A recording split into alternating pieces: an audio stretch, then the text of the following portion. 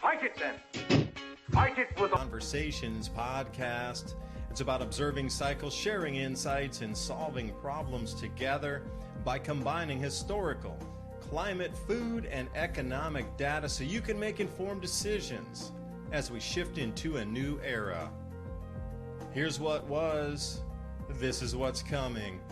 Our world is never going back to 2019, so what will the new era look like?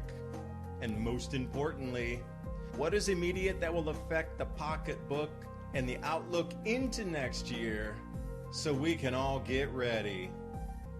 Thank you for joining. I'm your host, David DuByne. And I do welcome you this morning, this afternoon, or this evening, wherever we are on this beautiful blue, frozen, freezing, once in a generational ice storm / blizzard planet. And that'll be swinging to Europe next. Asia also looking to get extreme cold right here on New Year's Eve-ish. So it does seem to be the entire Northern Hemisphere. Once in a generational thing. And this is a no BS assessment, as if you're listening to this on the East Coast and the storm has not arrived yet, this is a no joke kind of deal here. You're really going to need to take shelter and stay in. If you get into an accident in a remote area on the road, it's very well possible you could freeze. You're going to have, extra clothing in your car, ways to stay warm, because it's not going to heat up above the teens. And this we're talking about way down near Georgia border here in East Tennessee, into the teens for the highs, and then back down to 6-7 degrees Fahrenheit. Snow, ice. And if you're on the back side of the front, you already know exactly what I'm talking about. And I saw one of the strangest things today. And, I'm here with Ransom Godwin tonight.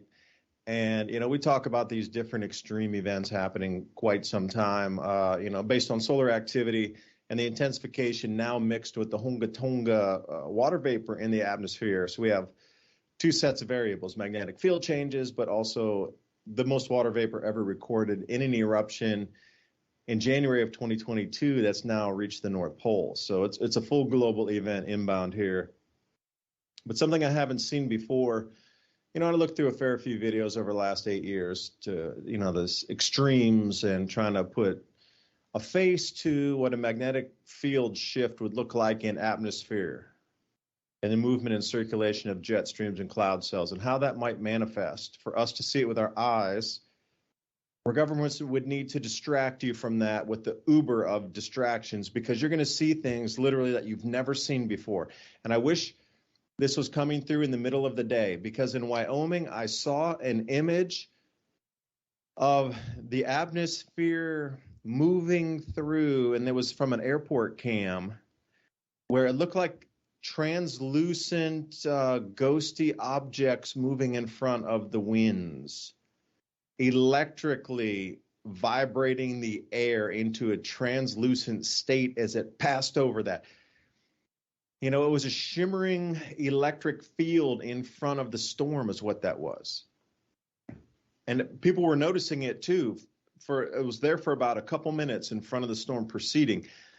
So as this thing is moving toward you, and if you're able to get into that zone to understand what that is, you have about a 1 to 2 minute jump into that electric field.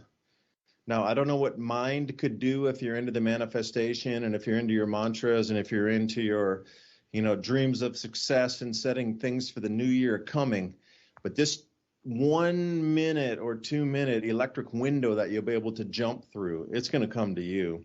Now, being outside would be preferable to interact with that energy. Being inside, yeah, it'll feel it, but you'll be surrounded by wood or metal or sheetrock or whatever kind of home you have. We have a log cabin. It's going to get cold. We're prepared for blackouts, which you should be, by the way. Anybody listening, please be ready for blackouts. They're talking about an enormous pull on the grid. Now, they might play it over like, look, it's cold already. Nothing's happening. Well, the front's just passing through, and it shall be up to the, Maritimes of Canada, very far east coast. But tomorrow morning within, after our broadcast here, that's when it really starts. And it's going to be 3 straight days of some of the coldest temperatures, like saying multi-generations. Some places it's the coldest in 50 years. Other places coldest in 45. It's the coldest since 1985. It's definitely an event. Everything's much more fragile than it was back then. So prepare for blackouts. Now, what would you do if it's going to be in the mid-teens for 3 days in a row and you lose power in your house? You're going to have to think of some of these things as we transit through. But Ransom, thank you for joining me. I know you're way further west than I am. Did you get any of the storm? But I'm just curious if you felt it, or is it chillier, or it seems like it's sort of a Midwest thing. And I wanted to talk about the crop losses tonight too. There's no snow on the ground, at least in Kansas, very little. Panhandle of Texas, Oklahoma, these places that grow wheat out there where the winter wheat has risen. Same here in Tennessee, knowing that with an eye on the winter wheat that emerged. It's still in the grass stage. It doesn't have that, center stalk where it can go dormant yet. It still has just into, the blades of grass coming off of it. That's going to get super frozen, and America's about to lose most of its winter wheat. Now, if I was nefarious and going to push a cold front down, I would push it the exact same way, because it's going to wipe out all the winter wheat and all the wheat, anything, spring wheat that's planted, anything. It's going to wipe it out for the United States from the center all the way down Colorado through Kansas, etc., all the way over here east. And anything that's out in the fields is going to get blasted and frozen. Like our garden, we didn't even put out netting or sheeting on it because it's going to be too cold for too long, too fast. So this is an agricultural disaster, and also, multi-generation or once in a generation, depending on your like freeze event, going into the warmest year ever, and they want you to pay carbon taxes now. Now watch how they spin it. They'll try to say this storm, because it was so intense, is because of global warming. Watch it. But people are going to, with their rational mind, are going to wake up and go, whoa, whoa, whoa, whoa, whoa, whoa. And then maybe there'll be some realization come on this planet. But anyway, Ransom, thanks for joining tonight. Burr, right? I don't know. Cold. I'm just cracking it up here. Burr, do you think? Well, I'm actually lucky right now because we have mountains directly to the west of us, and I'm showing everybody on the map. So, like, I'm sitting at 49 degrees right now, and about 15 miles away, it's 13 degrees, and then, a little further into it, it starts getting into the negatives and the zeros, not far away. The whole planet looks kind of cold. It's, I'm pretty sure that this has something to do with global warming. As you can see, almost all the midsection of Eurasia, Asia, dealing with some serious cold. And you remember not too long ago, people were complaining that it was so hot in Russia, in the tundras and the steppes, right? And they were saying, oh, this is global warming. I saw a video of some meteorologists get on there and go, oh, that has nothing to do with CO2. We were expecting it to get extremely hot. And then he showed what he was expecting is the rebound from that, which was a massive cold front going through North America, Asia, and Europe, just like what's happening right now. So it's not even super bizarre. It was kind of expected. And you listed a few of the, conditions that helped it get this way. But the problem is nobody's dealt with this in modern times for some time. So unfortunately, I imagine there's going to be quite a few sad headlines in the next 3 or 4 days of people that weren't expecting it. They didn't watch the news. They didn't listen to the news. They're not, they never prepare for anything. The poor homeless people that are outside in all these cities right in the middle of that in the Midwest. Because, like a lot of these cities have a big homeless population nowadays. And then you also have what's the phenomenon that's going on right now where I live is I just recently got back from Mexico. And when we came across the border from the Mexican side, even the local Mexican people were a little, very uncomfortable with the amount of people that were showing up in their city of Juarez. So they were, right as we crossed the border, was right when a massive migration of, I'm going to say 5,000 to 7,000 on the first day, which ended up being about 20,000 people at a small crossing. And the government just decided, whatever, it's too big for them to handle. I mean, they are putting people on buses and trying to document them coming in. But at the same time, there's hordes of 30 or 40 people running across Interstate 10, fresh out the holes of the border there. So all these people are coming up here with T-shirts, sweatpants and shorts, sandals, Some of them don't have shoes. A lot of them are from Venezuela, Cambodia. I mean, not Cambodia, I'm sorry. Colombia, I meant. El Salvador, Honduras. Very few Mexicans in the crowd. So not only are the U.S. and the Mexicans both hosting thousands of new people, but a lot of the portion of those people are afraid to reach out for help or get involved with the government or anybody in any way, because they're still under the assumption that they came across illegally, which they did. However, they probably weren't expecting it to drop down into the numbers that's happening. So like, even if they were right here in El Paso, it was 80 degrees the other day, and now it's on the west side of El Paso, it's about 35 degrees. So it's near freezing. So if they went anywhere north down here, we're right at the border of this phenomenon, this cold phenomenon. If it wasn't for the mountains to the west of me, I'm sure we would be in the teens right now. And just north of us, even in Amarillo, 3 degrees right now, and they're expected to drop well below zero. So I'm expecting not only lots of wildlife to die that was unexpectedly, and migrations of wildlife because of this, but a lot of farm animals dead, and unfortunately human beings that weren't prepared, adapted, or had the circumstance to keep themselves warm. Hopefully the East Coast, because, we're now seeing the cold weather. Hopefully the East Coast has a couple days to prep, because they saw on the news that it was Antarctic temperatures in Wyoming. I mean, 42 below zero was the number I saw, and that's literally the conditions in which they say are too safe to go on the continent of Antarctica. Yeah, I would also say that these temperatures that we're seeing, the most ever recorded, as far as we know, in every record in America kept, what just happened this evening in Wyoming was the fastest temperature drop ever recorded in the history of any weather ever in the entire United States. That's strange in itself. But let me read you a couple other. We got Amarillo, Texas, dropping 30 degrees Fahrenheit in an hour. And Denver drops 37 degrees. Now here in Cheyenne, this is in Wyoming here, 43 degrees Fahrenheit in 9 minutes. I'm telling you, this storm is something very unusual. Now, could it be engineered? Possibly.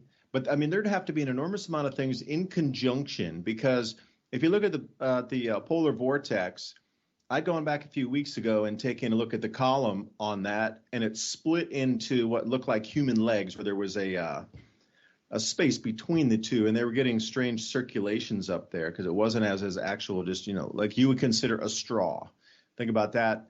Large straw, it's just one circle and it dances around North Pole. Well, what had happened is that one straw split in half and turned into what you consider 2 human legs, and the air had to bend around each of those columns. And now we get this as an after effect of that. The volcanic ash is in the atmosphere. There was a strange headline which I saw here. Let me see if I can find that again.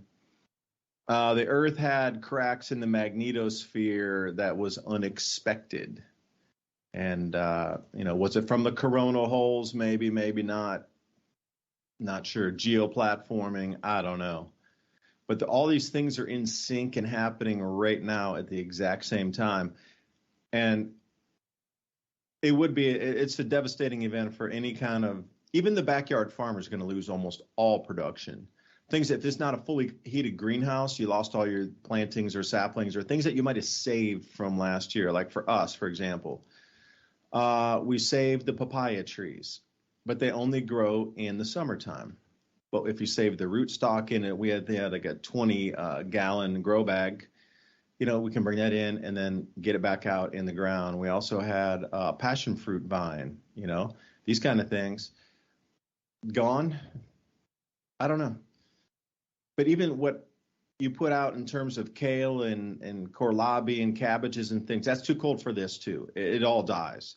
So you got to think about the backyard farmer, anybody that's harboring winter vegetables that put out a winter garden deep, or have been trying to overwinter plants in, say, a greenhouse. If they don't get out to it, the entire greenhouse would be lost at these temperatures.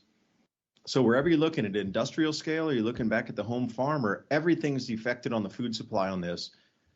This is one of the biggest events to ever see in agriculture go across the planet anywhere. It's so all encompassing for the U.S. And, before Ransom here, I'll jump back on with the immigration thing. This comes off Zero Hedge. Just today in Tennessee, it was announced that they're going to start dropping between 2 and 4 busloads of, and look how the wording is very different in Tennessee. ICE prepares to release illegal immigrants in Tennessee. Well, if that was in California, they'd kid glove around it or, trying to change it so it's like whatever verbiage they're using. So now all the Republican senators are demanding a response from Immigrations and Customs Enforcement. Like, dudes, you didn't tell us, and you're starting to draw between 100 and 200 people per day in Nashville, and the NGOs are going to grab them from there and then start taking them all around the state. So this is a little bit interesting on even just the wording of it. Trafficking, they're using these kind of trafficking illegal immigrants to Tennessee. Like, this is the news that's being reported on here, and the way they phrase it and the way the senators in Tennessee respond to this and phrase it as it is an invasion and illegal. They're talking illegal trafficking. So they're trying to come back and say, whoa, you can't bring this. But the NGOs are going to take them after they arrive. And there's many an NGO here. Tennessee Immigration and Refugee Rights Coalition, TIRRC, is going to take them all in and try to take them all around Tennessee. And I was talking to one of my neighbors tonight, and he's like, you know what? What if they dump them all out in the countryside to disrupt everything? Because, the country folk out here are going to be like, quit trespassing on my land. Hey, wait, you try to break into our house. Sheriff, we got a problem out here. And it'll go at odds. They might get away with that in a city, but if you start trespassing on people's land and breaking into houses and whatever is going to happen, use of drugs, these sort of things, there's definitely going to be some problems with the locals push and pull out, especially in the more remote, what you consider quote unquote good old boys territory.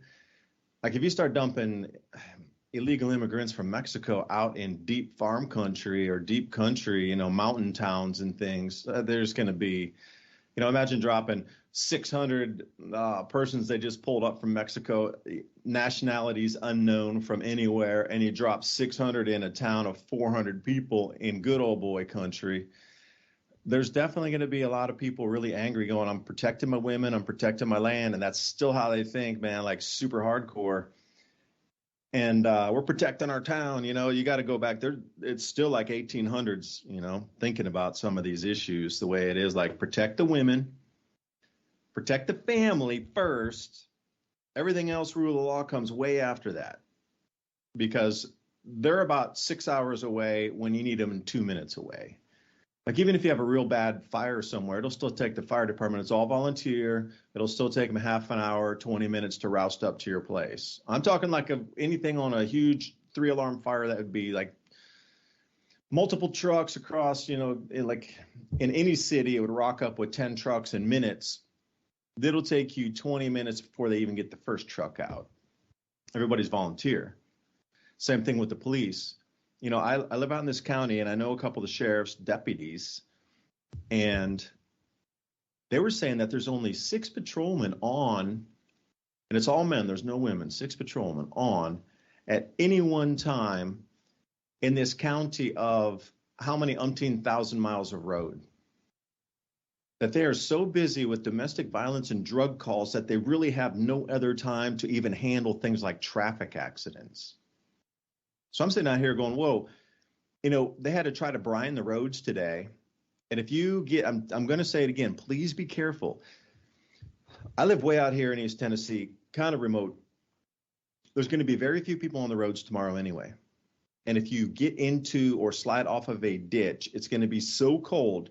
And if you cannot have emergency clothing in your car, you're going to have a real, real problem. Not only are these police going to be stretched here in the county, the whole county, 6, that's it. That's all there ever are, even on like Saturday nights working. 6.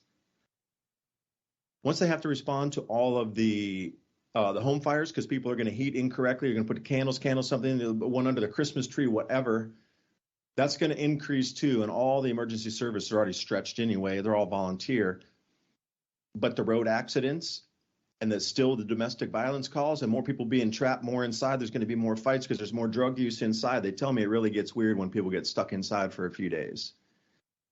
So all these things are going to take place, and there's 0% chance they have remotely enough people. And, this will be copy paste across any of the, farming country areas, getting back into the back country or at the edge of national park areas. It's still going to be you're on your own. Please understand that. And you have to start thinking like that. Again, you're going to be on your own to solve your own problem for some time way longer than you expect because they're super stretched everywhere else. So, that's my words of thing there. But, the words, Ransom, I was going to go back to this for a second. The words they're choosing to use, again, in the Tennessee media of, this is an illegal busing operation, and this is, non-detained, non-vetted individuals being thrown in here that should be put into detention facilities. Now, that's how they're talking to the people that are in and around in Tennessee about what's going on with this. I think we're at the point now where it's going to be on either side of the fence for this, because if you're down in other more liberal states where they're going to say yes, okay, and everybody's got to bend in and kowtow to everything else that the communist side wants to do. No, here it stops. It truly stops. This is going to be it. See, they're starting to bring tons of buses of people into these areas of more conservative states now in the East Coast. North Carolina again, Georgia. It's coming down to they've kind of saturated every other area that would accept the nonsense going on. But now they're coming into the no-nonsense states of common sense. This is where it's going to get interesting. Weather aside, now it's a society event coming through the winter here. So we shall see, because Ransom, that's a lot of people, 5,000 to 7,000 people crossing in a day. And, they're talking about being overwhelmed with 200 people a day here going into Nashville. So that's a huge difference in scale there. And they're still, very worried about, that's 1,000 people a week. That's that's 365,000, or how much would that be? Yeah, 52 to 70,000 people per year coming in, dumped in one city with no means for support. That's, and what if what if they start doing the same thing in Memphis? Then they start trying to do the same thing down in Knoxville and Chattanooga. And suddenly it's 800 to 1,000 a day being put in the state. Then what? And then that I really think they've saturated to the last point. Now it's like, all right, we're really going to see what people are going to say in this more conservative area. It's crazy times, man. Anywhere you look, it's a little nutty right now. Well, the idea of, people coming in is nothing new. I mean, it was a big deal during the Reagan administration, and he gave a bunch of people amnesty, but it's nothing like what's been happening for the last 10 years. We know that there's at least 11 million people that came in, and now they're talking about 20 million people that just came in the last year. So that kind of puts the U.S. population more around 400 million instead of 400 million instead of 350 million, which is a big difference. But they always talk about only the recent influx of people. But the truth is it's more like dozens of millions of people per year for the last decade, and it seems to be a reason that they're doing this. And this kind of, I'm not saying that this cold front or anything is that, but you remember when we were talking about how there were a lot of people, not only in the Americas, but in Europe and, Eurasia, of mass migration from south of them, where it's hot and there's not many resources or jobs or investments into their communities for one reason or another. They come up here, and then at the same time as the massive population comes up, the weather, the food, the environment also changes. So in my opinion, this is all a planned thing to play into population reduction. And by the way, while everybody was, paying attention to Zelensky visiting the United States and, them all clapping and giving him a standing ovation and talking about how we're going to support Ukraine until it's not there, which was a weird. I think it might have been a gaffe by Biden, but anyway, he said he would support the Ukraine until they weren't there anymore, which is a bizarre statement because that may be exactly what the United States plans on doing is supporting them until they don't exist anymore. But back to what I was saying, there's all these millions and millions of people now that are in all of the European countries, in North America, and that includes all three countries in North America, because a lot of people, they have this idea that the influx of migration is only affecting the United States. That's wrong. Actually, in Mexico, they're getting inundated with millions and millions of people, and they're having the same type of infrastructure problems, job problems, etc. And so the entire North American continent and the entire Asian continent is full of a bunch of people. And at the same time as most of the megacorps are going to an all robotic workforce, speaking of which, they just opened up their first auto McDonald's in Texas with no employees, except for the guy that just, the software guy that makes sure everything's running. So they're printing burgers basically, and you just pull up and get it. And in the background, they're talking about, we need jobs, we need workers. But what I'm really seeing is the scenario where we're talking about, where you get all these people up here, they're not prepared for the cold. They don't have the resources, the history of dealing with it, or, tricks and stuff like that. And then you have all of the elderly people that have been getting squeezed for the past decade, all of their wealth being squeezed out. And now we're going to hike energy prices. We're going to have grid failures. There's food problems, the price of eggs, milk, butter, etc. All of those things are going up and skyrocketing. And then let's not forget that we're sitting on the ticking time bomb of the artificial, supply chain issue that they created during this past pandemic. Now, wouldn't it be strange if a new deadly variant, which it looks like there is in China. I mean, I've been watching videos of people just dying on the street and nobody coming to help them. Basically, they just can't breathe. So I don't know if it's the same, variant and they just hadn't got it, or there's a new variant, or something new got introduced into our environment again. I'll just put it that way. All of these people are in vulnerable positions across the Northern Hemisphere. This is the setup for a massive die-off. Now, it's not all going to happen in one weekend or anything. I'm not trying to say that about this cold front, but I am saying you're probably going to see some sad headlines, and it may be a glimpse into a trend to come of the way things are going to be in the Northern Hemisphere. War, shortage of food, shortage of energy. We've been leading up all year to this bad winter. This is funny because I've been convinced all summer. I mean, basically, like on your show, I've been talking about it. I think it's going to get colder, not hotter. They've been making everybody prep for the opposite, that the globe is warming and, we're all going to die and we need to cut the CO2 out. But it looks like the reverse is going to happen, at least in the short term. I'm not claiming to be a scientist or nothing, but it seems like they're calling this a storm of our lifetimes and things like that. They're already putting terms on it, but I have a feeling that this won't be the first or the last during our lifetime. And they're going to start blaming this sickness and war on the reason why they're slowly and manufacturing collapse of each little sovereign country across the globe.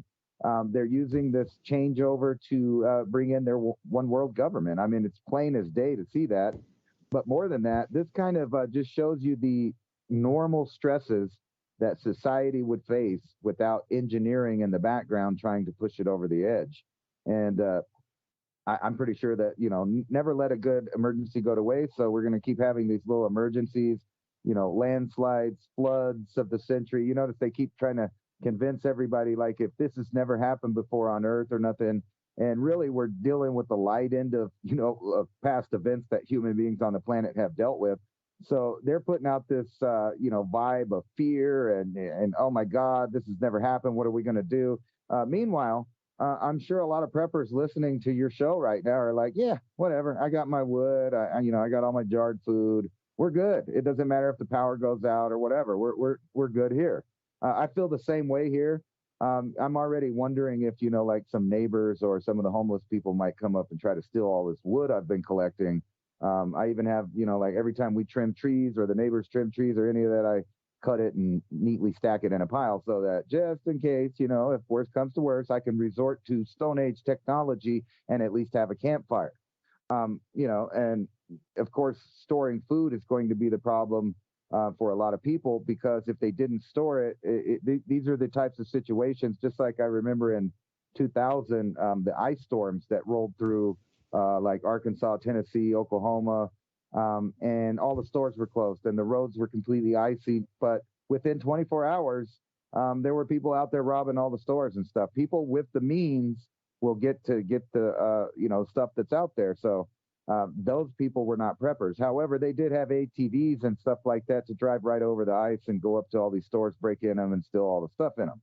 And that wasn't even a big emergency. So you imagine if we did have something like a 2-week or 3-week period of below zero temperatures, below freezing temperatures and stuff like that, how would America react? Because I don't think that they know how to do it. And modern construction is built to be inefficient. So most of the new houses and the houses that were built in the last 20 years, they are made to give you high energy bills. And I know that because they don't seal them up the way they're built. It just doesn't seem like a cost efficient way to build homes.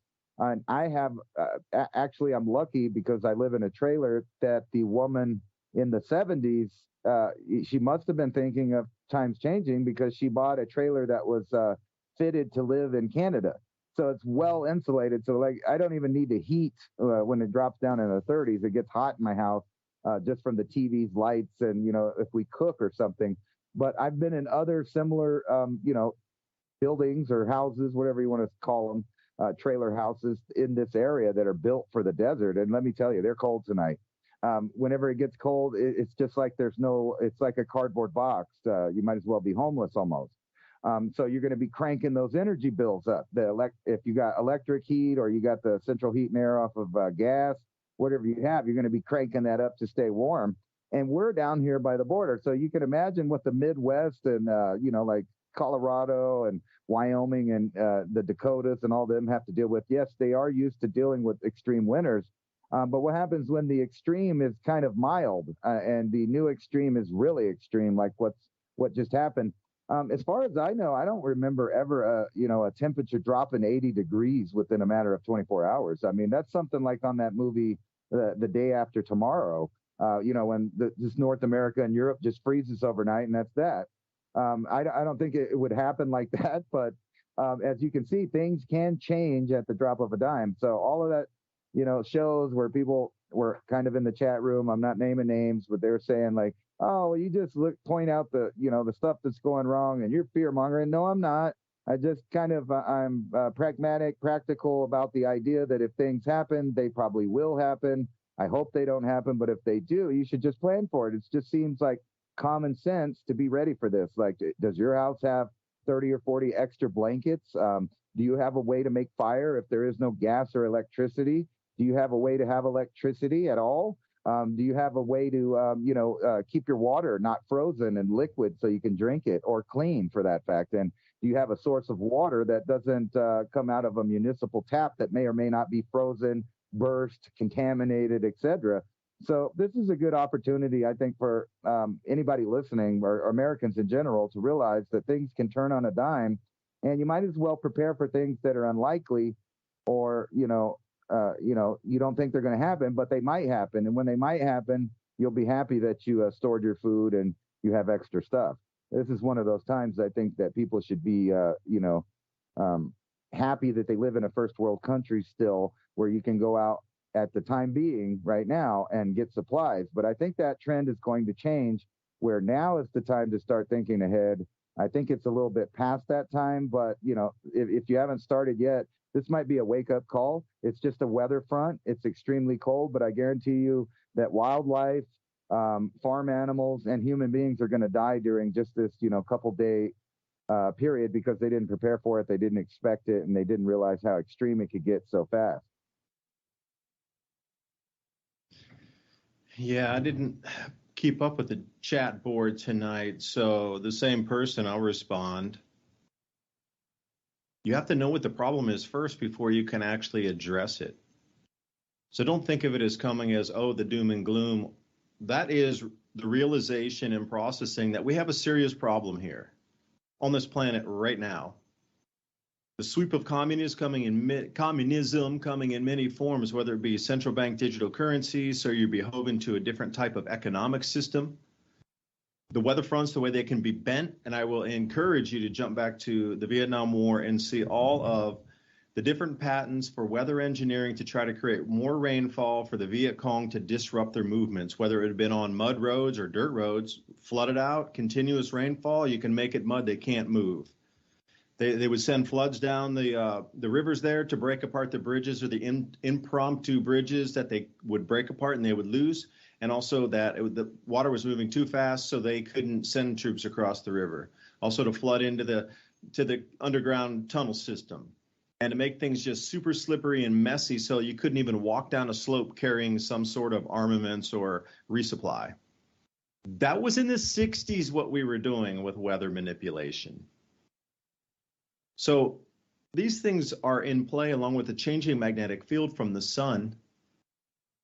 I mean, every single space agency calls maximum, this is going to be a very deep grand solar minimum. We're talking like 6 sunspots coming in for the maximum on the descent of the next solar cycle. It seems that it's not as powerful this solar cycle as forecast. Everybody's like, oh, it's going to be the strongest. Well, it's actually way underperforming, even underperforming solar cycle 24, the previous sunspot cycle, which was the weakest in over 100 years. And it's underperforming that. And we just had this massive volcanic eruption at Honga Tonga. Remember the Tonga volcanic eruption? They talked about it for like a week in the media, and then it disappeared. That was the largest eruption in 200 years, sending the most particles into the atmosphere, but this time it was water vapor. It was not ash and sulfur dioxide so much, but it was the largest water vapor eruption in 200 years, which is setting in motion a year without a summer. And I highly encourage you to read about 1816 after the eruption of Mount Tambora. It took a full year for the cooling to set in the following planting season, we in New Hampshire, New York, Virginia, Vermont could not grow crops. It was too cold. From an eruption on the other side of the equator a year prior. So what we saw with Honga Tonga is like 2.0. Year without a summer. So now add all these things in, plus the political, upheaval we're seeing, economic upheaval, all the inflation, and you think your supply chains are going to continue to run? Like, we're so close to a culmination of all of these same events together, moving us into a different way of life. Ultimately, this central bank digital currency, programmable money, that's the ultimate goal. So there's going to have to be some knockouts of daily life before you will accept a digital rationing card.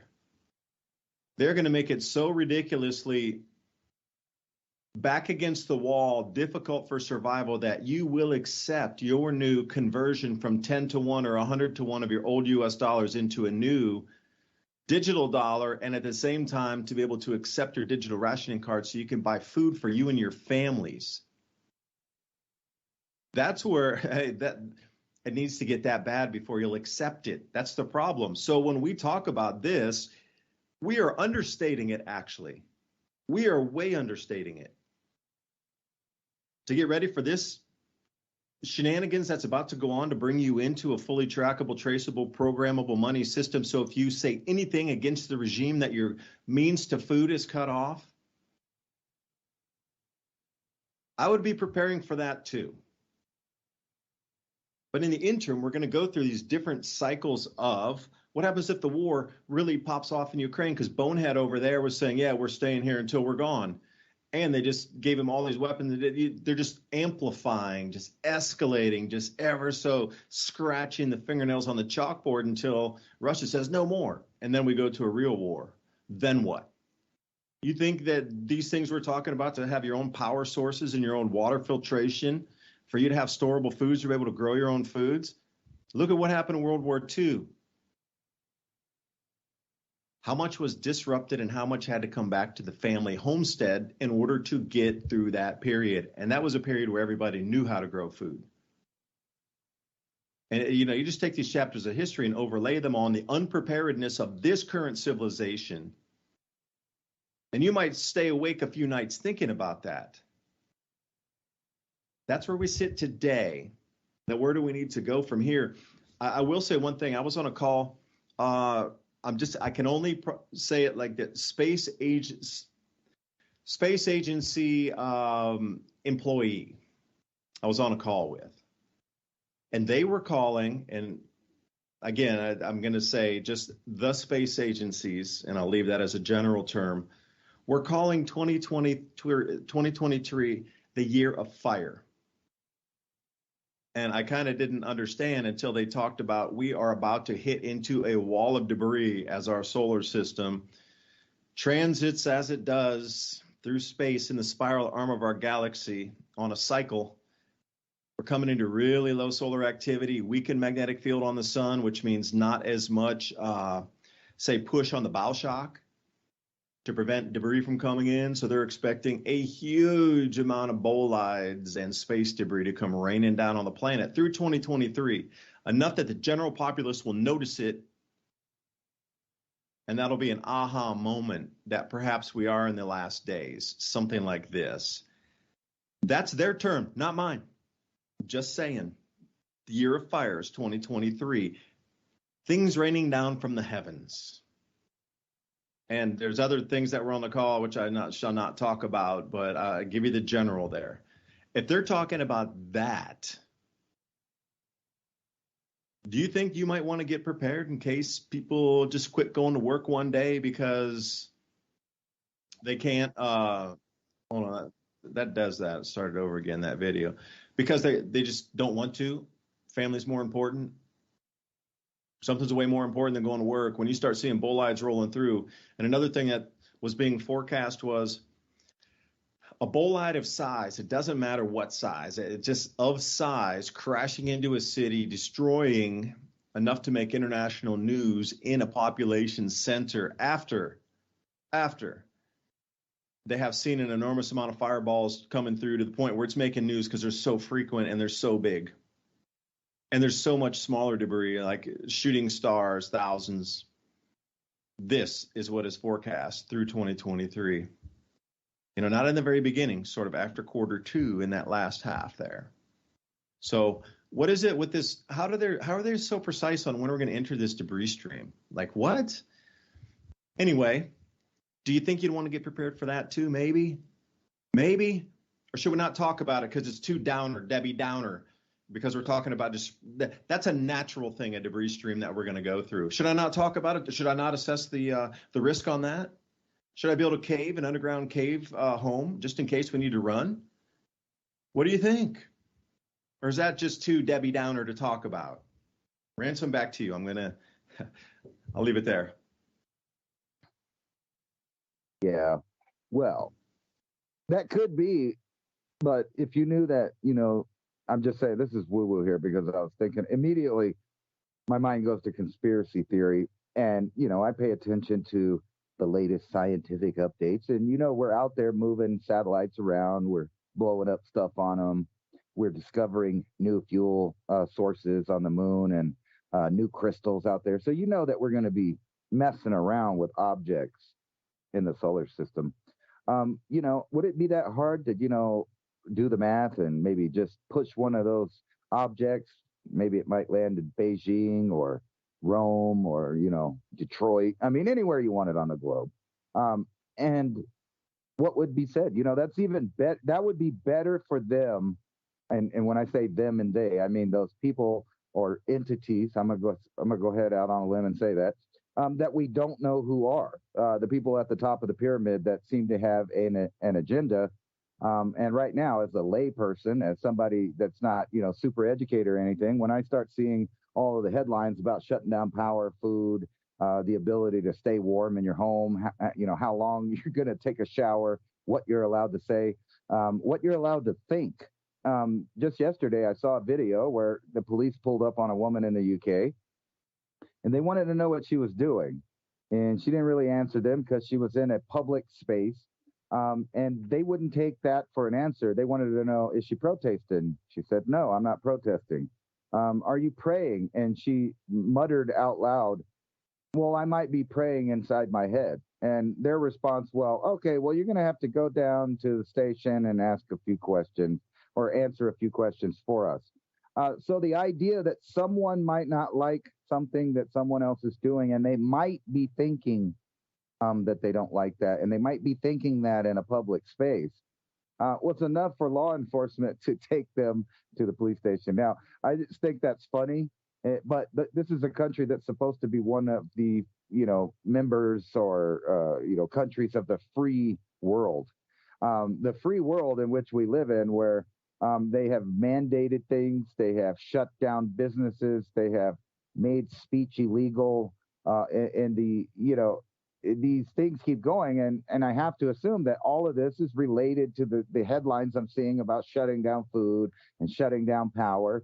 And then I just I think, why are they doing that? Okay, and everybody always says that, who's they? It doesn't really matter who they is, when you know that they are doing that. So it's in their best interest for massive emergency, whether it be a giant cold spell that cripples economies, or some kind of rock that falls from the sky, or a nuclear weapon. It really doesn't matter. These are all, speculations, fears of the public. They use those as best they can to keep everybody in a perpetual state of fear.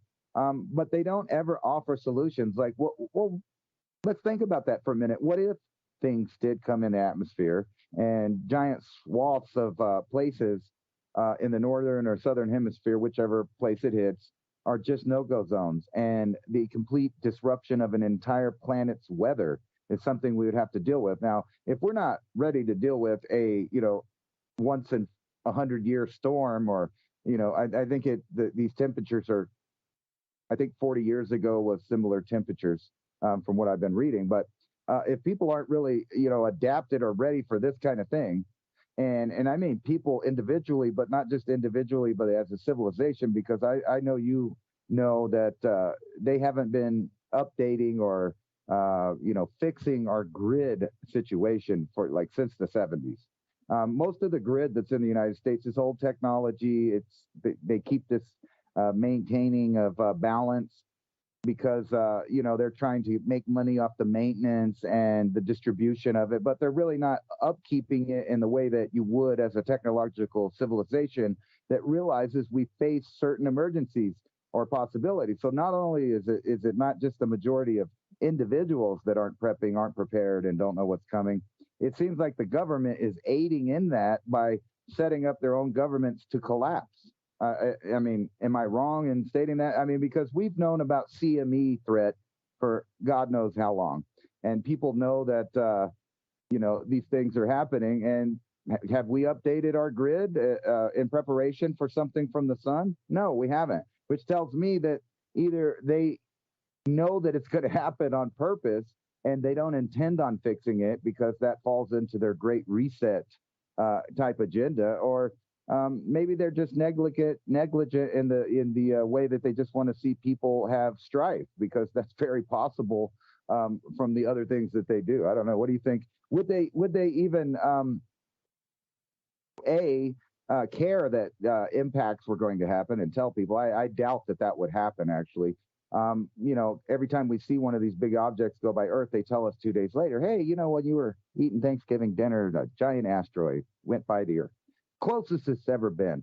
How many times has that happened in the past 10 years? I know a lot because I read them all the time. So I don't think they would tell anyone.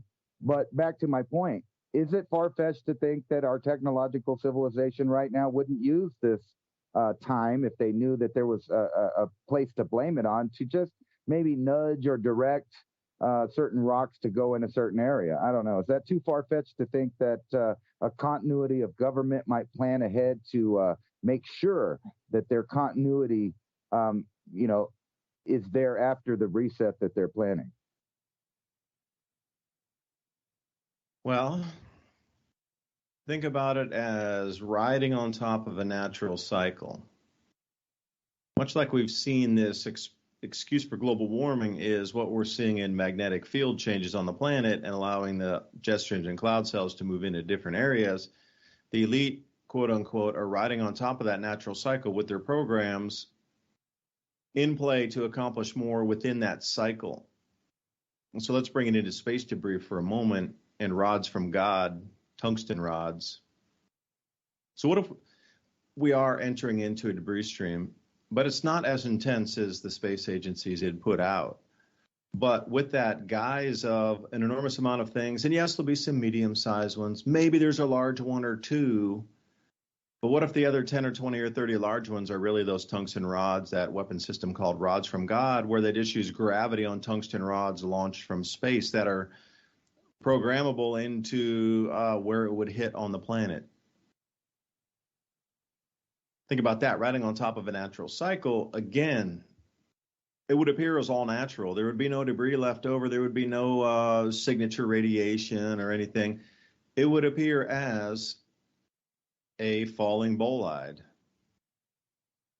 I'm sure somebody could catch it on, high-speed camera. Maybe the shape would be different than a actual what you consider javelin spear.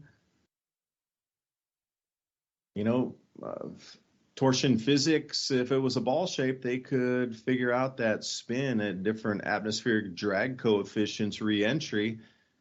That's like old science from what, the 1940s and 50s? You don't think they could actually, put some sort of targeting system on atmospheric drag after they launch a ball from space? Like, really? Big ballpark figure, you can get it in the city somewhere. Okay, good enough. But it would not surprise me at all that embedded in and within some of the larger events would be actually, like I say, gravity weapons. Now, what would that accomplish, though, is the end. So let's say you wipe out 10, 20, or not a wipe, but you just, you drop a bunch of these things from space into different cities that go boom, and it wipes out blocks or half a city, quarter, whatever. Like, how is that going to be used by these nefarious characters? The wipeout of grain production across the planet is one thing in their toolbox. And, look at the effects that's having on closing down the Black Sea alone. Grains, fertilizer, and energy, like Europe's deindustrializing as we speak. There'll be a 40% fertilizer shortage coming in through next year because Europe can't have none of the chemical facilities are running as of now. They've shut down all industry in Europe. The only thing being heated right now, if you will go through, are the thermal plants that are running to get things there to produce electricity to get it to the homes so that people don't freeze in their homes in Germany, for example. And then you cut the grains out. They were the world's largest exporter of grain for corns, wheats, soy, or was it sunflower oil, excuse me. But those were the nations that were lesser nations like Egypt, Sudan, Eritrea, or Eritrea, however you like to say that. These are the types of nations that were importing those grains from. So then you have to look to see which countries will go into civil unrest first, because if you're looking at even Brazil and Argentina as wheat exporters, they're not.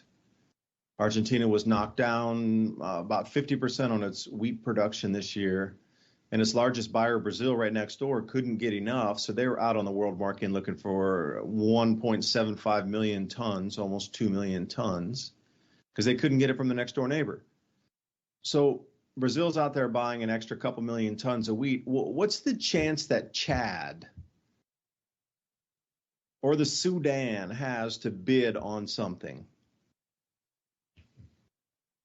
It comes down to whoever has the money gets the grains, and these smaller developing nations are the ones that are going to get burnt the most, and they are.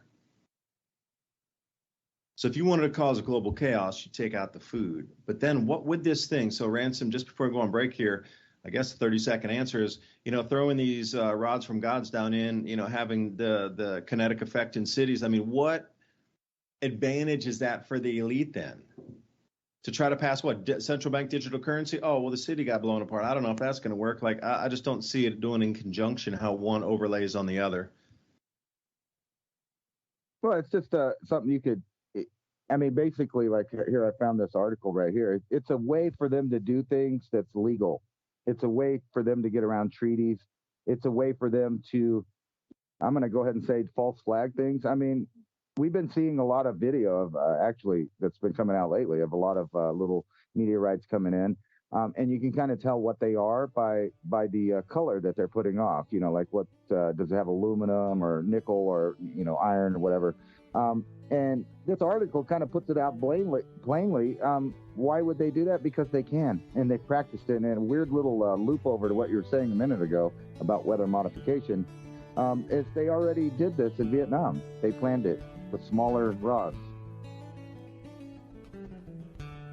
And we'll be back in a couple minutes here.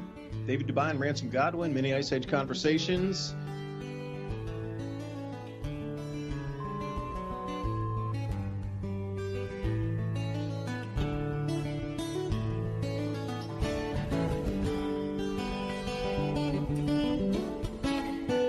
You're listening to Revolution Radio at freedomslips.com.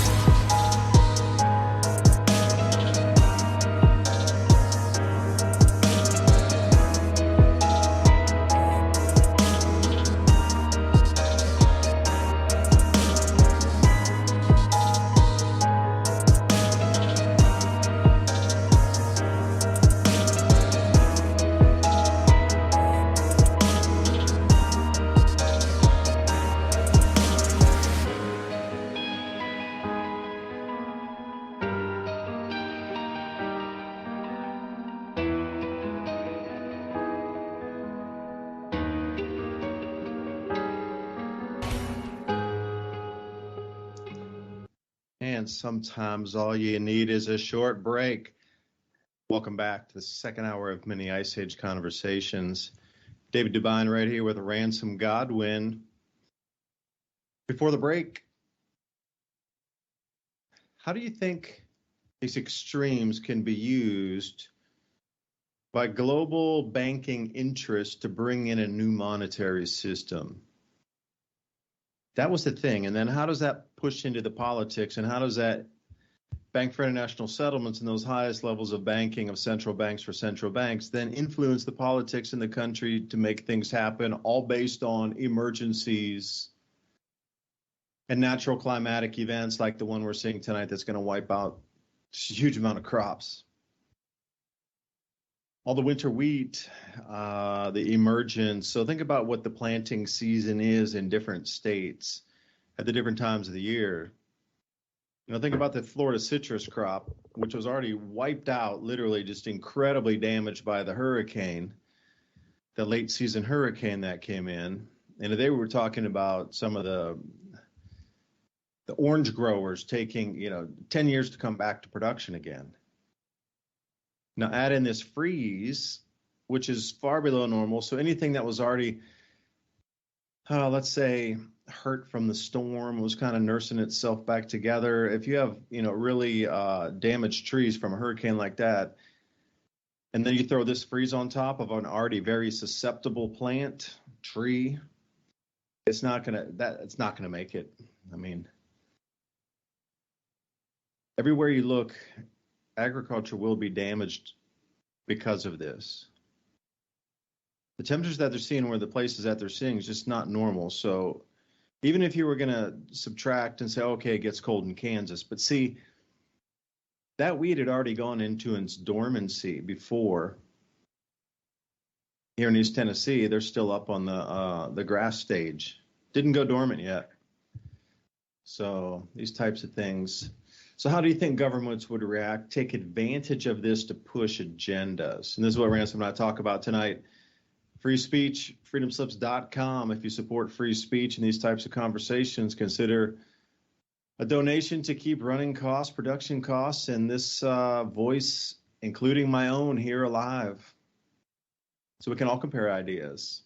So Ransom, you were going to say something. We were talking about rods of God, and could they throw that in the mix of bolides and a more dense debris area of space that would have a lot more shooting stars, a lot more, the kind of shockwave impacts like we saw in Teleblinsk. There was just another one a few days, or last week. I was going to say a few days back. It's been a days. But could they disguise inside that natural debris field that would just see more meteorites, shooting stars, this sort of, they're much larger, like you say, different colors, but much larger. Could they disguise something in there to drop a gravity system like a rod from God in and pretend like it was a debris stream that we're going through, but weaving in through that for an agenda push somehow? I'd like to hear the rest of your idea. Well, no, I was just kind of, kind of connecting to what you were talking about them practicing weather modification projects during Vietnam. That, just like the Rods of God program, or the Thor, as the U.S. Air Force is calling it, they had already done a smaller version of this, which I don't think that, we're just throwing out ideas, but if they've already thought about this, it talks about here during Vietnam War, they used what's called lazy dog bombs, which were simple, solid pieces of steel, about 2 inches long with fins, and they just dropped them from high altitude out of planes all over an area, which obviously anybody that knows, if you throw a penny off of a tall building, it's like a bullet by the time it gets to the bottom. It hits free fall speed, times its mass, acceleration and all of that. I forgot the formula, but it's deadly. And if there were, natural phenomenon that was knocking down satellites and bursting through the atmosphere, which what I was talking about is I've actually seen evidence that a lot of little meteorites have been streaking through the atmosphere all over the place, because maybe it's just because people have their cameras on all the time. But it does seem like there's more now versus, 5 or 6 years ago, when people also had the same technology. So we'd have been seeing those videos, coming across the pipeline of the internet. But in the last, I'm going to say year, maybe not even that long, 6 months, it seems like every day I see a new video of something streaking through the air. Sometimes, though, it's not a meteorite, it's space junk, because, we got billions of stuff up there. So we also have a magnetic field collapsing. And any outburst from the sun in any way can send a bunch of that junk headed to Earth, and you wouldn't know the difference between a bunch of satellite junk or whether a high altitude plane just dropped some variation of these lazy dogs slash rods from God from an altitude or even in low Earth orbit. I mean, they have so many of these programs now that are actually weapons that they're trying to trick the public into thinking are natural phenomenon. And you can go from, things like this all the way over to, things that are happening with plants and animals around the world. The idea that you're going to cut down a forest and call it green, right? So you can stop with carbon dioxide. And I sent you an article earlier.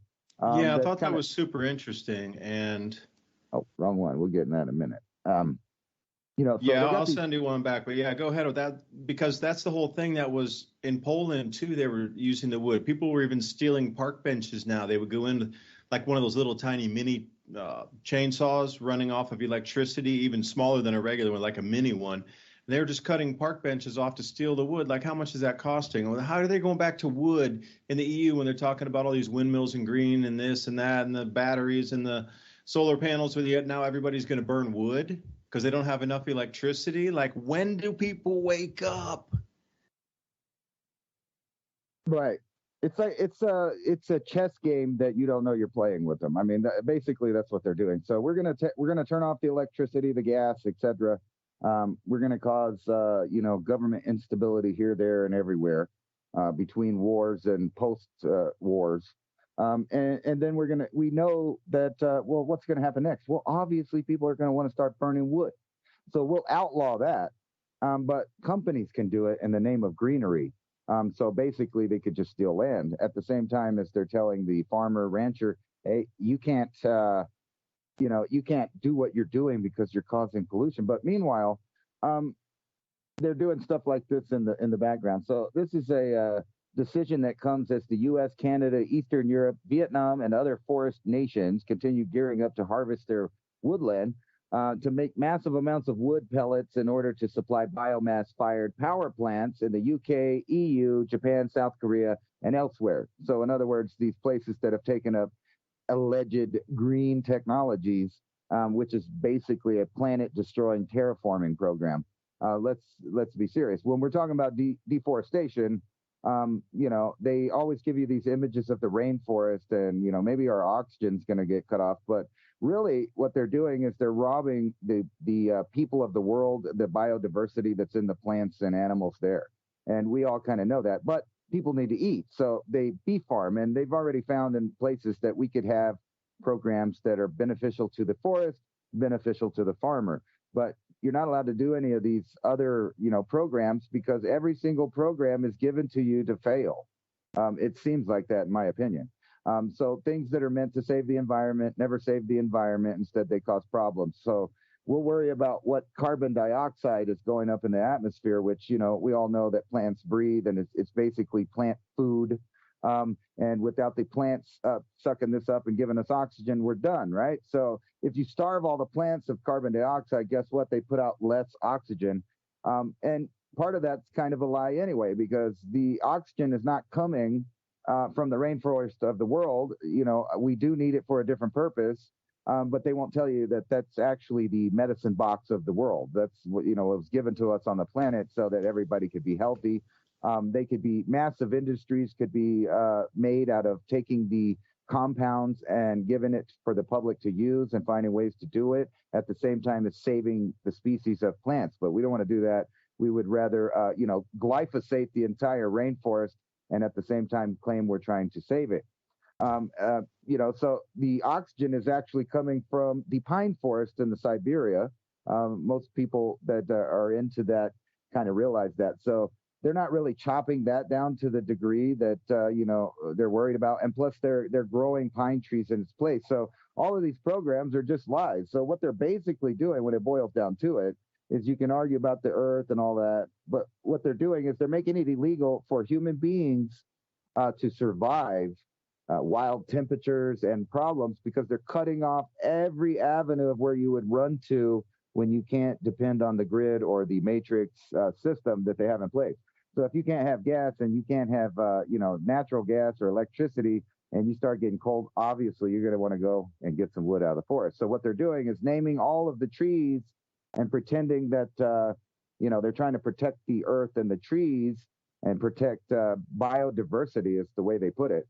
So you can't burn that wood because they're saying that it's not renewable, meaning that there's no way that you could just grow some more or, be in harmony with your forest and only pull out the dead stuff and help the live stuff grow, which is how you, occupy an area without destroying it, but still benefiting off of the resources.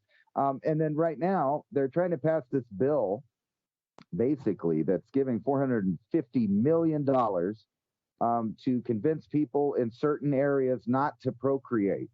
They call it something else, it's like Planned Parenthood. But anyway, it's this big program to make people not reproduce or convince them that it's not a good idea to reproduce in their areas because they live in an area of biodiversity. And in the name of the planet, and this is already starting. So they're inching the depopulation agenda right into the law by giving money out to organizations that pump certain the fake reality that everybody buys into in order to get them to do things. It's just like a little puppeteer. But if you really thought about it, where would Earth be right now if somewhere at some time, and I'm going to say at least decades long, thousands of years empire on Earth as the modern man and civilization, at least, to the point of speaking and conveying ideas and having cities and towns, villages, etc. That basic of civilization, you would think that at some point, some civilization would have came along that its number one priority was to establish that, we protected and saved all life forms on the Earth at the same time as getting the benefit out of it, or went out of our way to make sure that each sentient being on the planet is having a good life. But that's never happened, and I don't think it ever will happen. That's up to individuals to decide to be that way. But if a civilization had been there, what kind of technological state do you think we would be in? If you got the smartest people that know about electricity and the electric universe, and you said, hey, all of you guys can just sit around and the people over here that like to cook are going to feed you food, and you make us have free energy so we can give you free stuff easier. Like, we can't have a civilization like that, but it seems like we could. They would just, they would crack down on us. But imagine if that civilization had taken hold, like, I don't know, in the Sumerian times. Imagine the technological advances we'd have if that was the type. But instead, we have the type to, lie, deceit, reset, and kill. And it seems to be that is the function of, civilization at this point, is to bring it to a certain degree of population, a herd, if you will, and then call it. And I think they're putting it in our face right now, because all of the programs are destined to fail. I mean, from Social Security to saving the planet, you pick a program that a government on this planet is in control of, and I could probably prove to you in a short amount of time that they are indeed doing the opposite of that. Now take a look at those images that I sent you in the chat there. The coronal holes. 3 coronal holes sending powerful electromagnetic effects our way with the sun sandwiched in the middle. So imagine a triangle, and on each end of the tip of the triangle, there's a coronal hole, and then put the Earth right in the center. And the arriving winds from our sun would be making arrival today. And isn't it interesting how we're having these electric storms on the freezing side come through? Now, this storm that you're seeing right now took some time to come into formation. It took, a good 6-7 days. That's how they knew on the GFS models where it was going to come. They're already following the winds, 500 millibar, whatever, 18,000 feet, as it moves around the top of our planet. And the polar vortex, too, the vortice up there in the column, where you can actually visualize where the column. So it wasn't just like it started today, but think about the amplification effects of the storm, not starting it, amplifying it. So this, I'll have to send this one to you. It's so interesting. I'm going to save this one and just send it right over. So what if you could amplify an effect that could be caused on a man-made side here on the planet? Some technology we have would bend weather patterns or send storms, amplify them here on the planet, but then using the sun as an amplification device itself, knowing where these sunspots were coming around, where the coronal holes would be generated. Is that too far-fetched? Because again, if you know the cycles and you understand them, then cycles riding on top of cycles or embedded within or intertwined within. See, then how deep does it go? How far can the technology is going to be limited. It's going to go one direction.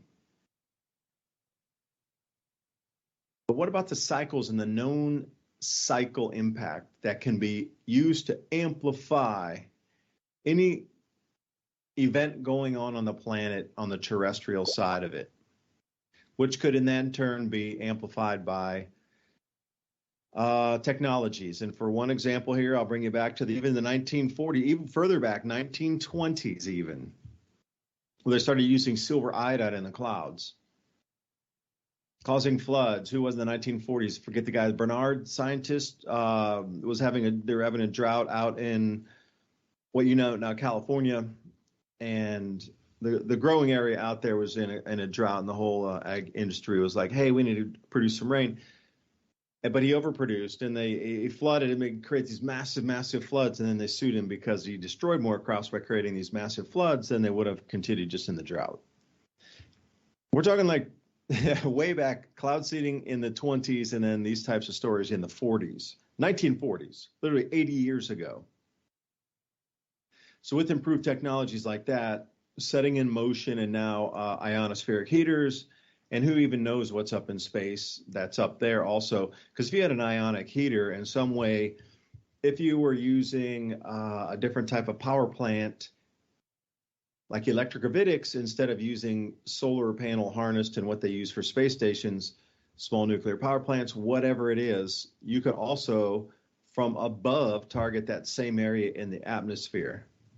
Now, I am sure since the 1960s, it's gotten better to put, how many rocket launches have we have? And if you did total weight on the delivery of the cargo to these, quote unquote, space stations, I mean, how much of that could have been nuclear component parts, antigravitics technology? Well, you wouldn't need it. You could fly right up there yourself. But to install it in a space station to have continuous power, you could theoretically hit the top of that target area with what on the earthbound ionospheric heating Aurora research project, you could connect those two in the middle and have double the effect. Okay, well, there's so much well-known science about that I am just regurgitating, but in a bad way, because the real science can be explained so much more succinctly to let you understand how developed that truly is. Like where they can target and how much they can heat the atmosphere to bend a cloud system around it, to bend a jet stream down to then collide with another cell and create more rainfall. Like that's old established science. Now, do you have the cycles to start matching it up with something that's coming from the sun to amplify that? That's the question. So the storm system comes around. They saw it would be small perturbation, maybe it'd be a little bit further south on the polar vortex, one of those pressure areas. The low pressure would have spun further south and not been locked in the cone at the very top of 80 degrees north or 75 degrees north up to the North Pole at 90 north. If there was a little bit of that lower pressure, could that be amplified using the existing technologies on the planet, halfway around the planet? No, it would take 2 weeks to come. But at the same time, with the solar forecasting, being able to go out and look at the backside of the sun, stereo A, be able to see what's on the backside of the sun, and inbound to that exact same center position that I'm looking at a triangle of solar winds coming in directly over the Earth.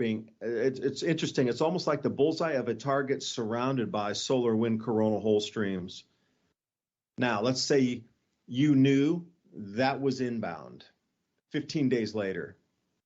But at the same time, you knew it would take approximately 15 days to amplify that low pressure system from the other side of the planet over Asia and get it to come swinging around so it goes over North America at the same time, in conjunction with this coronal hole stream on a triple to amplify the effect.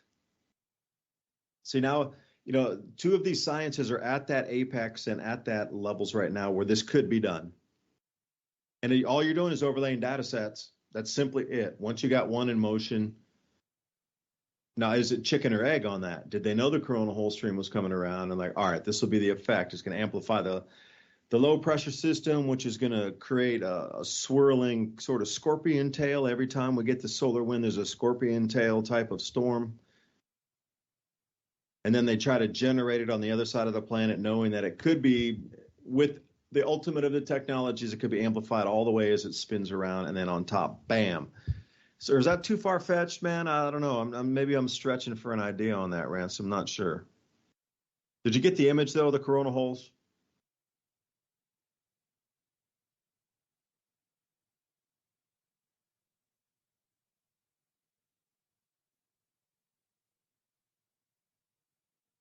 All right, well, I'll keep it live here until Ransom comes back. I had this coronal hole image off of SDO because I'm working on the video right now called Generational Cold. Anybody out there? This is not even up on the YouTube channel. Still working through the slides here.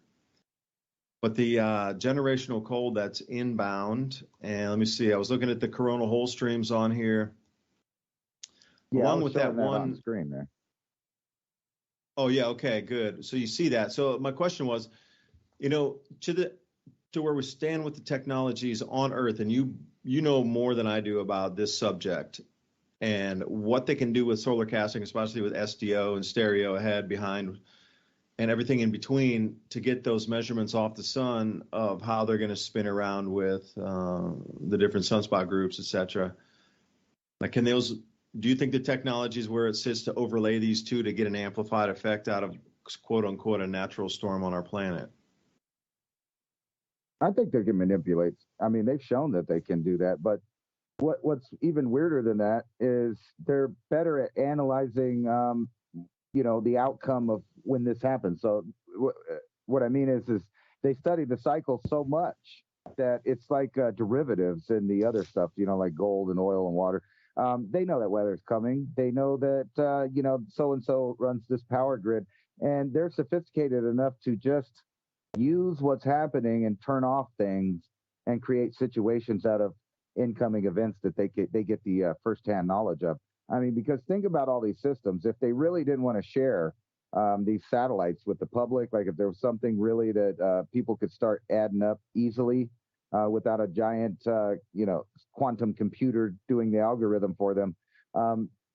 Yeah, a lot of people are good at this information and predicting stuff, but I don't think they can to the degree of some of their learning machines and artificial intelligence.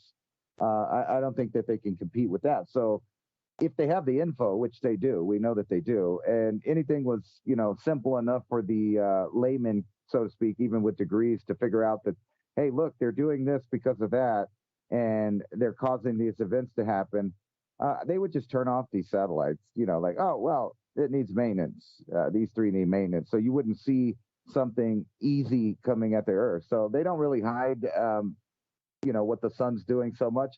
But I do think that they know that whenever the cycle comes and it affects the Earth's weather right afterwards, I think they have models that they know exactly how much cosmic rays and sun materials coming in and what that's going to do for cloud nucleation and all of that other stuff. I'm sure they have big, theories and models in the computers that do that.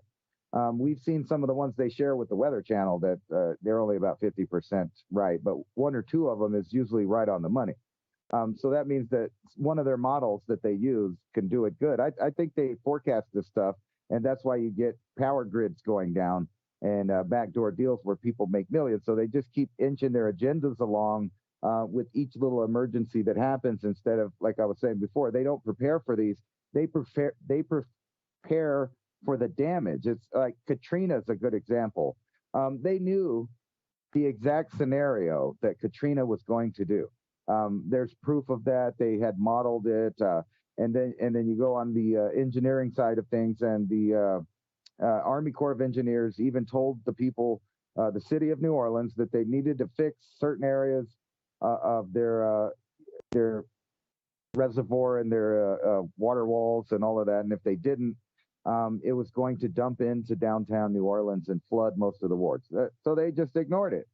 They knew it was going to happen. So they waited for that model to happen, and it came rolling up in there. And you know that certain people got billions and billions of dollars disappeared into the money just for that event alone. And then you start adding up all of the other events that they seemingly, act like they cry that they can't do nothing. And we keep seeing the government enact instead of act. Usually when there's most of these rescue things, like take Harvey, for example, the populace, what were they calling the Cajun army or whatever, they rolled in, they were helping people out with their boats and their jet skis and all of that stuff. But where was the government? They were hiding. They let it flood.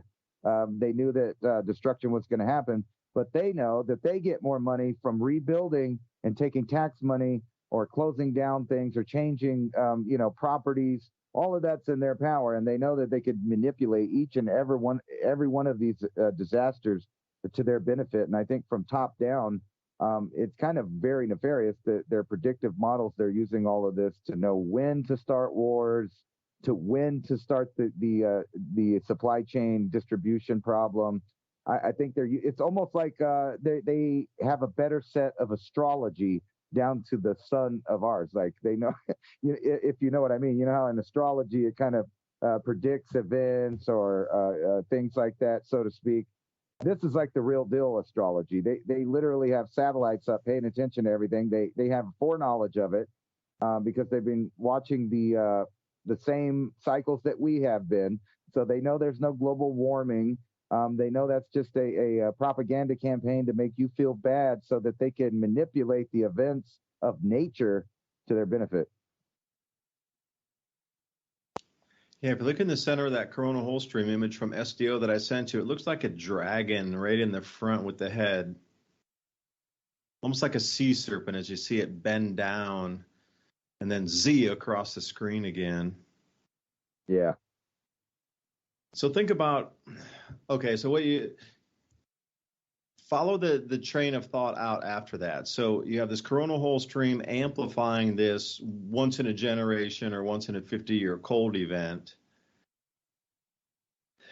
that would come out and destroy the crops. And you would know because of this single event and where we sit in the year, because in this part of December, not all the winter wheat has gone to dormancy. So there would be a vast wipe out of that and the home gardener and the greenhouses and many other things, which in turn would what happen? It would amplify the food shortages. It would amplify the supply chain breakdowns. It would amplify inflation because there's an excuse because people are buying more, so there's not as much in the supply chain, so they had to raise higher prices, the delivery costs, da-da-da-da. So if you're trying to move the planet closer and closer to digital rationing cards and central bank digital currencies to create an economic event, let's say, or condition of life event, it gets nasty enough that people will want to jump to a digital rationing card, but at the same time, they'll accept the banking system that goes with it. So they're not going to try to force you onto the economics first. They're going to starve you and force you to beg for the digital rationing card, and then you also get that mechanism to use it with the programmable money with the CBDCs. Like if you're going to try to sell me just an economic thing to change over, it just doesn't work. But if you're going to sell me my kids and my family's starving, and I need this you get this new QR code. By the way, it's on the blockchain. It's immutable. You can't change it. It's registered for you only, and we'll know what you spend. You get 1 pound of butter and 1 gallon of milk and, whatever for a week. Maybe it includes a per diem one. This will pay for your place to stay, too. If you're going to go to this rental place in the city, we got some rooms there.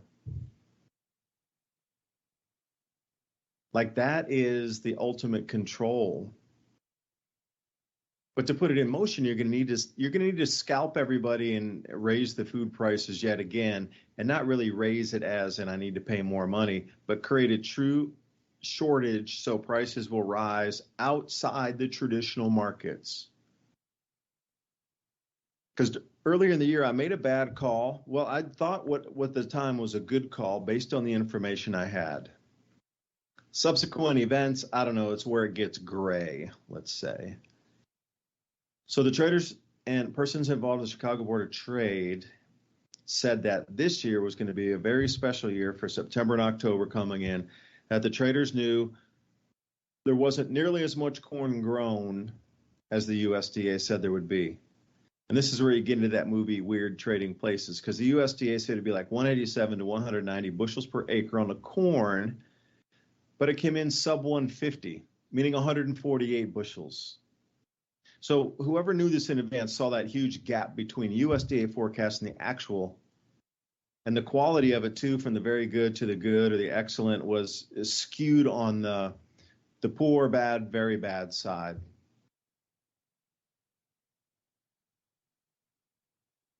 They were going to take delivery of that and then cause an artificial shortage. And then since they had it on barges, they were going to deliver it off to places or just resell it back to somebody. And they already had it on the transport system by taking delivery. So that was the key thing. It wasn't like take delivery. And, you know, when you say that, it's like, okay, a bunch of people and they got a big pile of corn out in the field. The plan, at least was relayed to me, was they wanted to take physical delivery of it and actually get it onto rail or get it onto barges, because that was a service that was facilitated through Chicago Board of Trade, and then the CME would clear for them, Chicago Mercantile Exchange, which used to do the grains and that sort of thing. See, they had to get them on the barges and the rails, but they were finding out that there weren't enough rail cars. The rail cars had disappeared. And the barge capacity too, barges just disappeared. There was a barge shortage, or what they call shuttles, grain shuttle. That's the proper term. It's not a grain barge. It's a grain shuttle. And it'd be specific. It's a corn shuttle, a wheat shuttle, a soy shuttle. So if you're going to look for pictures of that or look for news stories on it, you're going to have to use more professional terms than grain barges. That's what makes just the news. Like your average ABC, NBC, the grain barge is for the average consumer. And that's the only time you hear about it. But if you put in like corn shuttle, you're going to get a whole bunch of business news, multiple stories of they're stuck, they sank, the insurance claims, what it's going to cost to fill, these types of things, loading, unloading fees. You're going to get a huge amount, and then you get the shipping rates of what it's going to cost for a tug to take those down. You know, and then they'll go with the export figures too, of like which countries are buying it and which amounts and how many millions of ton based on how many grain shuttles are making it to the ports. Like that's all the information you'll get from putting like corn shuttle in compared to grain barge. And then again, wheat, and then change your like sorghum in some places. Rice is another one. That's all being disrupted at the moment. So with the low water, here's another thing about weather, at least in this season. If you could engineer weather again, like we talked about in the beginning, combining the two sciences, the sun and also 15 days out, pushing those low systems. If you could engineer a massive drought across the West and put a blocking pattern in to send continuous drought to the grain growing regions of the U.S., central, which are now getting frozen in this same storm. They've been under a drought forever, and that's the most dangerous thing. If the soils aren't really that wet, that cold will just get down in there and get those roots. Snow cover's the best thing. If your crops are covered in snow, they're totally insulated. You wouldn't even think about this. It would be a non-story if it had snowed a ton out over our crops already, but it hasn't, and it's been really dry. And that's the most dangerous, is the dry and the cold, because you know that water will freeze in the soil and create a layer, and the bottom part of the roots will still be safe. But if there's no water in there for anything to freeze, there's going to be no temperature layering in there. It's going to go as cold as it can get, as deep as it can get. Now, if you had the ability to fire up an ionic heater and just leave it in place and create this massive high pressure blocking dome over the Midwestern and Western grain growing states and put it into a drought for like 6 months to a year, even longer, 2 years, you would also dry out the Mississippi River eventually. It wouldn't be instantaneous by any means, way, shape, or form. But all that runoff that was coming in from west of the Mississippi slowly dried into nothing. So all that inflow from the western part of the United States into the Mississippi dried out at the same time all the grain zones dried out. Hence creating, you would get a double whammy for this. You would reduce yields greatly, not to zero, but incredible reduction in yields because of the drought. And you would cut off the transport corridor where those grain shuttles would get stuck because the water's too low. But if you wanted to do the same thing, not being able to get fertilizers in, it's the same corridor. So if you make it low, then you block off the fertilizers and farm implements inbound, herbicides, pesticides, repair parts for the tractors and machinery and processing and belts and, whatever. There's a huge amount of things. And also the outbound cargo. So what would happen then? Well, you would see the same thing. All the grain storage facilities filled up completely to the point like, I'm sorry, we can't even put one more kernel of corn in there. It's going to, like the wafer thin, boom. Monty Python fans. So now they unloaded all the grain all over the banks of the Mississippi River. They put up these instant tarps, and we got millions and millions and millions of tons of grain from this harvest this year that can't get down the river. And they're going to have to wait until April until it starts to move itself about again. And see, I talked about these same things after I came back from that dairy conference. April. But then if you were able to engineer weather, you would cause that same area to flood and then wash all those grains downstream on record floods through the Mississippi coming into springtime. When that happens, there is truly a grain shortage on the planet. If we would have lost our winter wheat due to this freeze event, and suddenly there's massive floods that wipe down and actually take out millions and millions of tons of stored grain that's just under tarps on the banks of the Mississippi. I mean, all this went on and hardly anybody knows about it. Unless you're in that industry, you would never even know this occurred. So where does that leave us now? The Honga Tonga eruption, 10 degrees Fahrenheit, cooler in Australia in the grow zones there. They're having just ridiculous amounts of rain that have ruined wheat crop there as well. When they come into planting again, they were in the harvest right now, but they couldn't harvest probably 40% of the wheat out of Australia this year, too much rain. They're going to harvest now, and they're going to give it another month, and then they're right back into the planting again. And some are even tilling right now, but the temperature is really cold compared to the normal, so the soil temperature is cooler. And it's going to get, as the winter's going to onset there really, really fast. I bet they'd have the shortest summer they've ever had back to the, early 1800s. It'll be like once in a 200-year shortest summer in Australia before snowfall starts again. That's all based on all the water vapor in the atmosphere. So now you got all these plays together here. Black Sea corridor is completely cut off for grains. Suggested planting for Ukraine this year. This is last week or 2 weeks roundup for the year numbers. They expect Ukraine to be able to plant 30% maximum of its arable land coming into this next planting season. That was pre how many double strikes have they had on their electrical infrastructure since the last 2 weeks. These kind of projections. So that'll take, forget the exports. They just won't have any more. They won't even be able to grow it to export. And that'd take about 30 million tons out of the global. Because if Ukraine needs to start importing instead of exporting, and they're barely growing enough just for their own people, then that leaves what, 20 million tons the world needs to find from somewhere else. And it ain't coming from Brazil or Argentina. So then you really can put the whole world into a complete, I wouldn't say at the border of a famine yet, but I would say very deep food shortages to the point that it would affect everybody that eats on the planet, literally everybody. And because it got to that level, the amount of money going into food is going to take away and crumble the rest of the economy. But then your energy prices would be going up at the same time on fictitious political means or ways. But what's the effect? I mean, it gets you into central bank digital currency. Awesome. They control your digital rationing card. Okay, you can't eat. You got to kowtow 100% to what the state says, or else they can turn off your funds and ability to buy. But once it's 100% compliance, then what?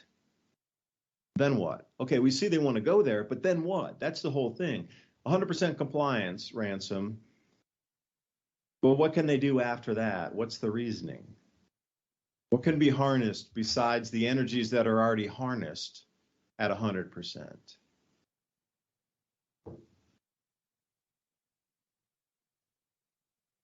Well, that whole scenario is kind of a nightmare, because what you're talking about is what we've been saying. It's a real social credit score where they have complete control of any kind of monetary system that there is. If they completely get rid of the ones that are there now, they already have been saying they basically want to do that, and they do want it to be a digital currency. They just want to be the owners and the key holders of that cryptocurrency and that thing. And here's an article that's kind of funny.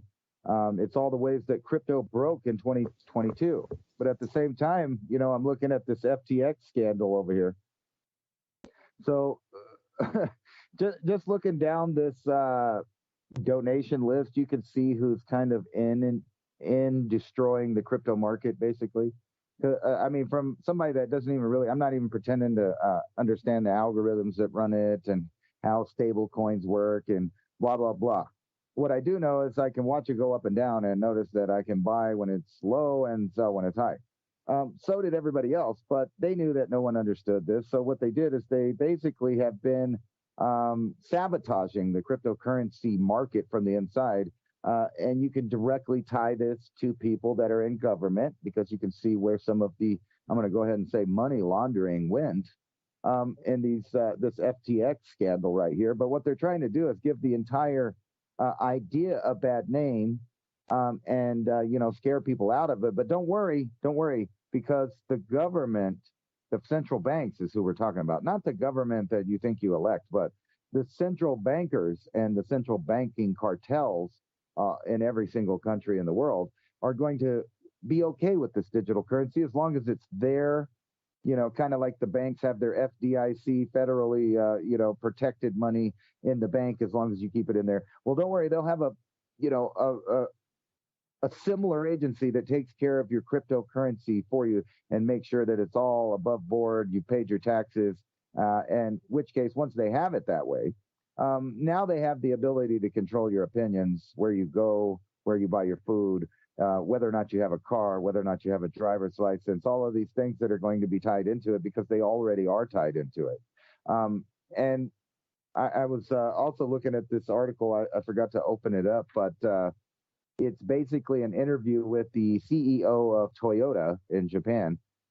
And they straight asked him, what do you think about all of the countries going to a total electric car manufacturing platform? And he responded, we're not going to put all our eggs in one basket, basically, that he sees no sense in trying to only do that. It doesn't make sense.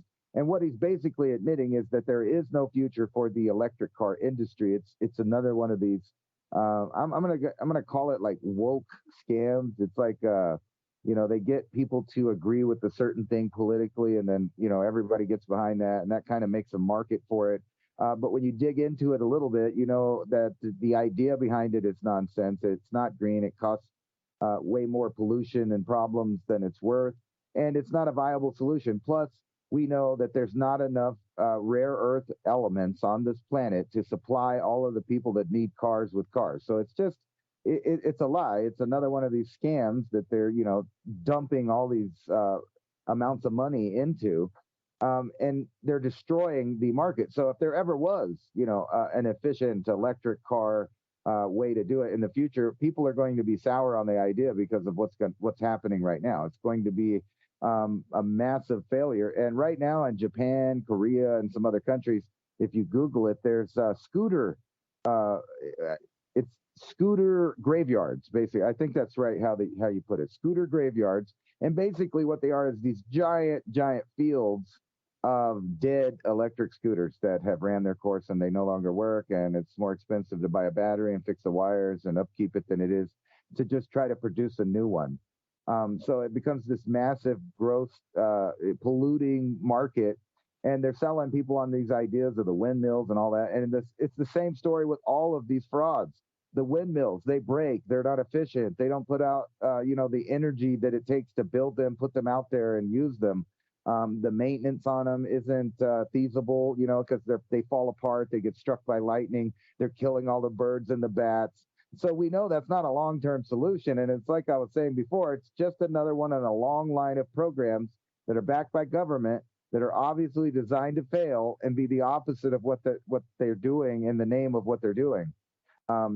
It's like kind of like a bogus charity, hey, you need to go green, and we need to go to these alternative power, because we're all about it in New Mexico here. Our governor, that you could say what you want about the elections. I just found out in that Kerry Lake lawsuit, the guy under oath there said that basically 46% of the ballots that they checked out, they were illegal ballots. So if 46%, about half of the ballots that they checked in an election are bogus, well, I don't know. I guess you can decide whether or not you really believe that there is a functioning election system or not. I know that delves into conspiracy theory, but if it's a program that's ran by government in the name of freedom and choice, it's probably like all of the other programs, like these green programs, et cetera, that are the exact opposite of what they claim to be. You could pick any number of bills that our government passes, from the Patriot Act to there's all of these other ones, but they always name it the opposite of what it is. Like the Patriot Act, you read it, it's all about spying on Americans, listing them as terrorists. So it's really unpatriotic. It's the unpatriotic act. And then you read the National Defense Authorization Act. Yeah, that sounds neat. That sounds like that might protect us. You read all in it. It's turned inward. It makes deals with other countries that allows them to exploit us. So it's the exact opposite of what it says too. And it's just on and on and on. The Freedom Act, I think, is what they changed the Patriot Act into. If you read that, it is absolutely not about freedom.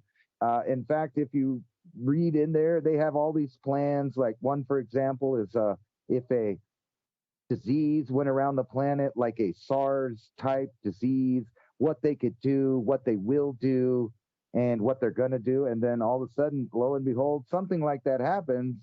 And then they do all of that stuff that they said they were going to do, all except for, seize a bunch of property.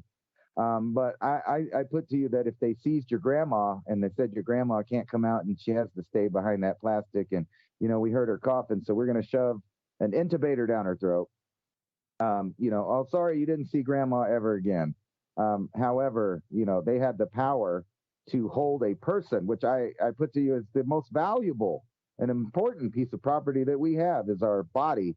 So whenever you have these programs that are talking about they're going to save the environment and blah, blah, blah, you know what? You might as well go get in one of these little space pods they're offering in Switzerland now and let them put you to sleep, because that's where we're going. I don't want to be in that world, so I don't take part in any of these programs. I know they're all lies. I mean, on their face, they just don't make sense. You don't even have to do that much research. I think any person that didn't even graduate high school could do 30 minutes of research on the internet and find out that wind turbines are not what they say they are. Electric cars are not what they say they are. The amount of, I'm going to say nefarious activities around the world that happen in order for you to believe in this fantasy about electric cars and green countries. It's just all, it's all BS. The truth is that we need to start harvesting the earth, and not only that, but we need to be, repairing it. And each house or each individual with a piece of property needs to find some way to balance themselves with their property, meaning that they should be growing food, helping someone else grow food, or doing something that totally cuts the government's programs out of your life, the ones that are named the opposite of what they do. If that wasn't too much of a rambling there. No, not too much rambling.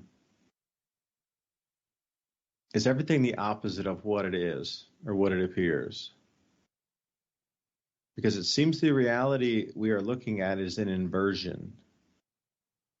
And I've heard David Icke talk about this before, the inversion of everything as a program with running within a program. That's a glitch, literally trying to invert everything. Eventually, it's going to get to that point where it's going to get found out within the greater program, and something's going to try to correct itself. I think we are at that point now where there's enough people waking up, even people I wouldn't think talk the way they do about subjects they do. Even in a million years, I thought they would never talk about, how wrong things have gone. I think it's more the social contract has been broken, and everybody agreed with the falseness or the inversion of it because it was comfortable. But now the comfort's gone, the ways and means are gone, the money's gone, whatever is gone is gone. I think it's more just the thought in life of being able to jump to the next level or follow that dream. That's gone at this juncture. So that social contract's been broken where leave me alone, I'll do what I want, and I'm going to follow the dream. I don't care what it is. At least that option was open in our mind. That has closed. So the social contract, just based on that alone, is broken. And I think a lot of people are feeling it, seeing it, being affected by it. So how many people does it take to truly wake up before things just start to switch back because they have to? Society only moves in one certain direction or another because enough people believe in that idea, and then it moves that direction. And then he started to get into this philosophy of does thought create reality? Because generally when it does get to a certain percentage of the population, it just moves. Sometimes by force, but many times, again, by that belief in the future of something better. Well, now governments can't provide that. And as looking out into 2023, tremendous opportunities if you're positioned in the right ways to help people transition through these times, get more food on people's plates, make sure their lives are more comfortable. And in that, weaving through this chaos, if you're able to help people live better lives, that is the greatest opportunity in human history because we're in the biggest change in human history. So are we at the bend point, Ransom, to sign us off tonight? Or do you think we're at that bending point where humanity's woken up enough, or we're going to have to go down the road a bit more in 2023 before most people understand it and just somehow the ether bends it back the other direction? I think we're well able to turn it around, and I think some events in the next year or two are going to wake people up to the point where they can no longer ignore reality, and they'll just have to deal with it. I think that's a beneficial future for us as the cold realities of future, so to speak. Cold reality, blizzard warnings. Take care. Keep yourself safe during this cold. This is no joke. Seriously. Once in a lifetime cold you're about to experience. So take care.